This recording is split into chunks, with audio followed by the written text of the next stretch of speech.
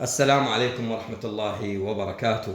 اليوم راح نسوي لكم طريقة عمل خل التفاح الطبيعي. طبعا المطلوب هاي الوصفة فقط هو التفاح. هنا عندي هذا التفاح 3 كيلوات. طبعا هذا التفاح غسلته غسل جيد ونشفته تنشيف جيد وراح اقطعه هسه ان شاء الله وتشوفونه. طبعا هنا ضروري نستخدم البرطمان او الدبة القزاز هذه حتى ما يتفاعل وياها الحمض مال الخل من يتكون. طبعا هنا يجب ان نختار هذا النوع من التفاح الاصفر. ليش؟ لان نسبة السوائل به كثيرة ونسبة السكريات كثيرة. هذا الشيء راح يساعدنا على التخمر بشكل جيد وصورة سريعة. هسه خليكم تابعين ويانا، راح نقطع التفاح ونخليه بالدبة او البرطمان. وهنا حبة المتابعين بعد ان قطعنا التفاح بهذا الشكل، طبعا زلنا من عند البذور والاعواد هذه بهذا الشكل. شوفوا هسه راح نخليه هنا بالبرطمان هذا النظيف المعقم. وهنا حبة المتابعين بعد ان خلينا التفاح بالبرطمان، طبعا ضروري يكون ربع البرطمان او الدبة فارغة، مو كله انترسه، لازم نخلي مجال للغازات والهواء اللي يطلع. هسه عندي هذا كلينكس مال مطابخ بهذا الشكل، او قطعة قماش عندكم تخلونها خفيفة، طبعا لازم حتى يتنفس من عندها تطلع الغازات بهذا الشكل. مو تغلقونه بطبق، لا، بهذا الشكل تخلونه. طبعا هنا اجي اتركه اول يومين ثلاثة، من تشوفونه بدا يتغير لونه وينزل منه مي، حتى ما يلحق انه يتعفن. دائما نفتح البرطمان ونحركه بملعقة خشب معقمة ضروري، ومباشرة نرجع نسده ونظل يوميا حركة بين يوم ويوم حتى شنو ما تتكون عليه التعفنات. هسه طبعا تكتبون عليه المدة هو 40 يوم، انتم خلوا 45 يوم يكون أأمن وأفضل حتى ما ندخل بالإشكال الشرعي.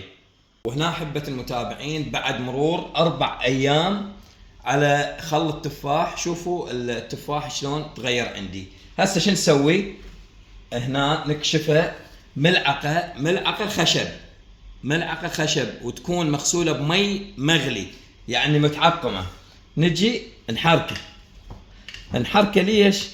حتى ما يصير بي تعفن بهذا الشكل.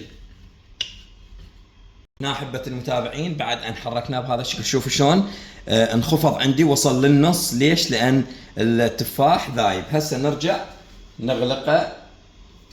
نغلقه مثل ما كان بالاول وخلاص نتركه هم يعني بعد 4 ايام او 3 ايام او يومين، شوف حسب نحركه، كل يومين نحركه يكون افضل. وهنا احبة المتابعين اليوم 4/7 احنا سويناه يوم 8/6، يعني صار له بالضبط 26 يوم. خلال هاي 26 يوم يومية احركه بملعقة خشب، يومية الصبح، اختار لك اي وقت يوم تحركه بملعقة خشب. شوف شلون نزل لوين، لان ذاب التفاح وتأكسد وتحول الى يتحول الى خل. فبعد لنا شقد؟ بعد لنا هو 40 يوم، احنا ايش قلنا نخليه 45 يوم للاطمئنان، يعني بعد 19 18 يوم ان شاء الله ونفتحه ونراويكم النتيجة النهائية. رجعنا لكم أحبة المتابعين بعد مرور 44 يوم على خل التفاح اللي سويناه وياكم خطوة بخطوة. فإن شاء الله هو 40 يوم احنا قلنا، أنا خليته زيادة للإطمئنان أكثر. هسه نجي شو نسوي؟ نشغله بقطعة قماش تور مثل هذا. هسه راح اخليه ان شاء الله وعصره واطلع الخل التفاح الصافي. طبعا بسم الله ما شاء الله تبارك الرحمن، الريحة كلش طيبة. شوفوا احبتي هذا الشكل نخليه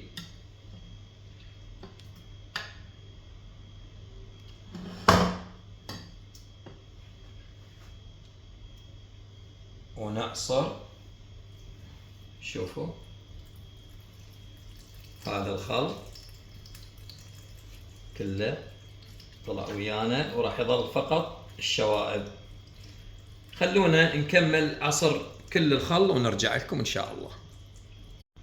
ورجعنا لكم أحبة المتابعين بعد أن كمل عندنا خل التفاح الطبيعي، وبسم الله ما شاء الله تبارك الرحمن، الريحة والطعم فد شيء خيالي لا يوصف. هذا هو خل التفاح المركز، تمام. وهذا البثل اللي طلع منه خلاصة 3 كيلو تفاح.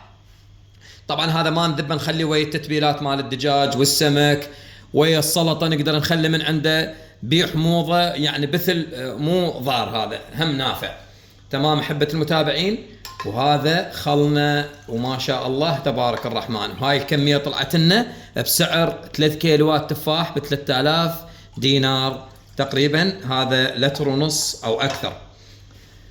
وأتمنى اللي يشاهد الفيديو يشترك بالقناة، ولا تنسونا من الدعاء. أنا أخوكم عبد الله العنزي، ومع ألف سلامة.